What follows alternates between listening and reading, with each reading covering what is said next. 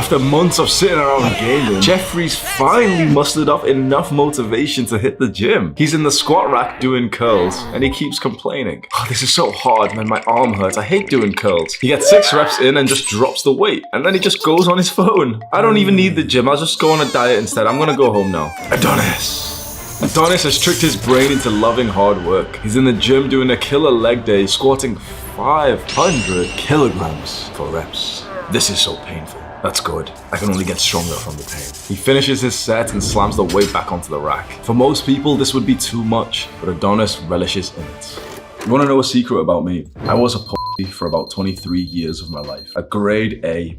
I was a coward. I was one of those kids who, instead of, in the sports class like PE in school, it is fucked, in it. Like, you only do exercise for 1 hour a week in school. We had this, right? And, oh, it's time to play sports. It's time to do some shit, right? I wasn't even, like the fat kid who got picked last or anything. I was the kid who didn't even bring his clothes in, so that I had to just kind of sit there in my uniform instead, because I didn't like exercise. I didn't like the way that it would feel. When it came down to studying, let's say I had an exam in a few days, I wouldn't do it. Now, that exam may have been important, and it probably was so needed for me to just sit down and do some work, and I wouldn't do it because it just felt too hard, and I needed something easier, like playing RuneScape. And even on RuneScape, a video game that I was addicted to, I still needed to go and do the easier things. I didn't even do any of the really hard quests. And if I was gonna do one, I would autistically follow like a YouTube tutorial, take me hours, and I hated it. I just wanted to do like the easier stuff, like just sit around and just talk to people next to the bank. When you compare that younger version of myself to where I am today, to the body that I've built over 1,000, maybe 2,000 workouts, to the global movement, the cult that we have created here, the leader that I have become,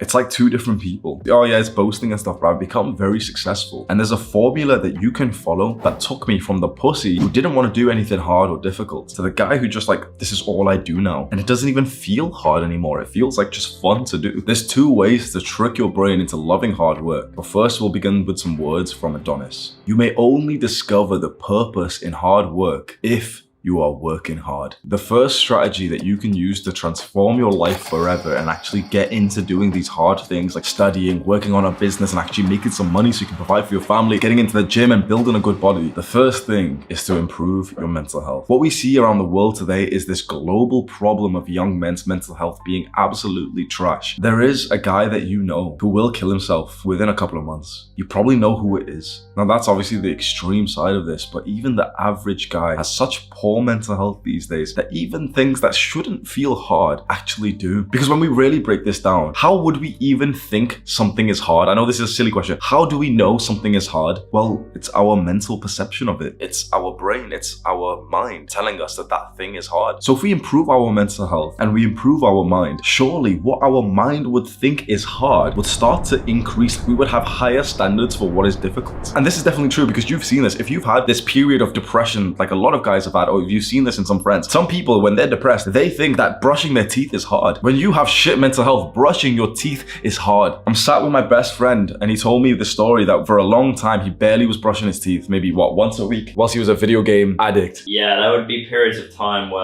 I would seriously not actually have any sort of motivation or energy to do the very basic things such as personal hygiene, cleaning up my living space, brushing my teeth, bathing, anything like that. 2-week periods at a time sometimes, which holy crap. With poor mental health, the smallest things feels difficult. And so right now you might be thinking, okay, this isn't for me. I'll click off, I'll watch a different video, or I'll skip forward because my mental health isn't bad. The thing is, if you've even got average mental health, well then an average thing would be difficult. If you can make your mind strong, then the higher thing, like the really difficult thing, would be the thing that you would be slightly challenged with. So if right now you think, oh no, my mind's fine right now, it's okay, you're still being limited by it because we are ambitious young men. Saying that my mental health is, oh yeah, it's okay right now, it's not enough. We want a strong mind. So the first real thing that you can do to drastically improve how difficult of a life you could live and, to do these hard things, improve your mental health. And I have a full guide that you can go and watch. It'll be linked right now. If you haven't seen it, it's like 2 hours of me breaking down exactly how to improve your mental health. Go and watch that right now. The second thing that you can do to trick your brain into liking hard things, and the thing that got me famous, is to get onto a dopamine detox. Now, you saw dopamine detoxing, this trend that was popping maybe a while while back, and maybe you've seen like scientists talk about it and say, yeah, it's not even scientific, it's not even true or anything, right? If you watch those videos, maybe you know it's like, we're not scientists here. I'm not saying that, oh yeah, the real dopamine molecule, I don't give a fuck what the dopamine molecule is. This is how it works in the real world, and we're using the word dopamine, even though we're not very scientific, just because it like, I don't know, it sounds nice. But it's like, it's relatively true. All the scientists who have broken down the dopamine detox arguments have said that it's not totally right in the way that people talk about it in this context, but it's not that far from the truth. So dopamine detoxing is when you drastically take a step back from the things that are giving you like a lot of dopamine, and usually these are the bad habits like porn, video games, junk food, and drugs. I want you to imagine this right now. Imagine you completely just stopped all of those bad habits. Imagine just straight away how much your life would improve, and straight away you might be getting a sense of sadness like, no, but I don't really want to stop playing video games, and like, but I like smoking weed sometimes, and those things can be okay. Like, it can be fun to do those, but a lot of the fun that comes from those things is because you don't find the rest of your life fun. Because let's say that you were living such a fun life, a perfect dream life without like, you know, these bad habits, right? Well, at that point, you wouldn't consider those bad habits like video games to be as fun with you. The issue with a lot of guys is that they're so committed, so deep in this rabbit hole of instant gratification, of these bad dopamines, these bad habits like video games, porn, junk food, that now the rest of their world doesn't feel fun. And some guys are so extreme, so deep in this rabbit hole that even the bad habit doesn't even feel fun anymore. This is when you're a guy who's been playing video games for so long, and even your favorite video games aren't even fun anymore. This is a problem for a lot of guys. You can probably relate, because that's a fucked feeling when you log into that game again and it literally just bores you, and you spend the 20 minutes looking through your list of like 500 Steam games that you've been buying on the sales. You know something's wrong with your brain. So the act of dopamine detoxing, it changed my life forever, because this was what I was feeling just before I transformed my life forever. In May 2020, I was living in the worst lifestyle possible. I was waking up, and you know the first thing that I would do?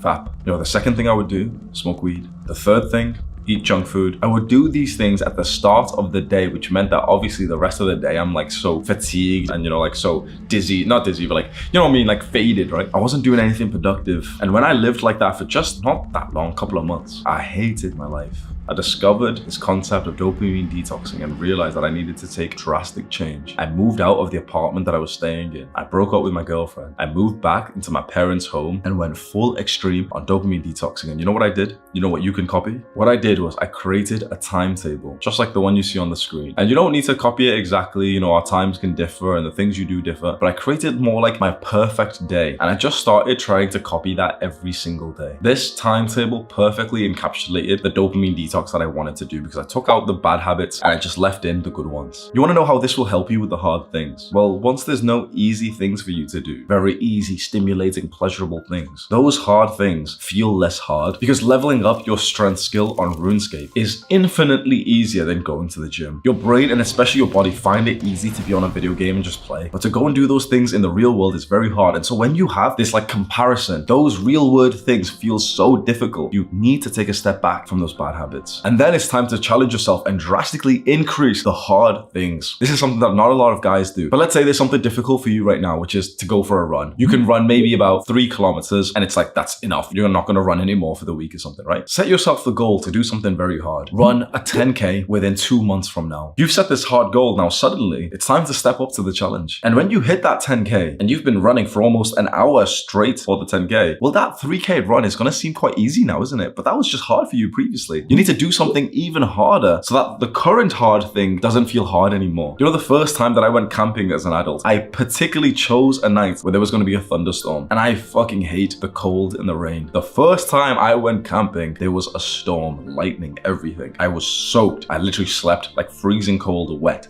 You know why I did that? Because I knew that if I started with the extreme thing, if and when I ever go camping again and it's a little bit cold, it doesn't even matter. I've experienced the hard thing already. And the same with fighting. So when I did kickboxing, I would go into the cage with the guy in my gym who used to be like our fighter. Like he was the one going to win, fight, you know, amateur bouts with other people. And he was very, very good. Like he had the highest cardio. Like we all had like a scoreboard, right? Imagine this guy is ultra fit, very skilled. I would go into the cage with him. They lock the cage behind you. You've got to survive for 3 minutes. He beat my ass, obviously. And I remember remember he would blitz me. I'd be like cowering up in the cage and he'd just fucking blitz me. But you want to know how that was such a good thing for me? Because after that, I'd step out of the cage, have a rest for a minute, and go spar someone else who wasn't as good as him. And that other guy now seemed a lot slower than he originally was. You need to go and do even harder things than you're currently challenging yourself with. There's a video on dopamine detoxing that I made where I went in detail about my story and like the degenerate stuff I was doing, like watching porn and smoking weed every day. If you want to hear like the real specific story, there was a 2-year dopamine detox experience video that I made. You can go and look at that right now. Do the hard work,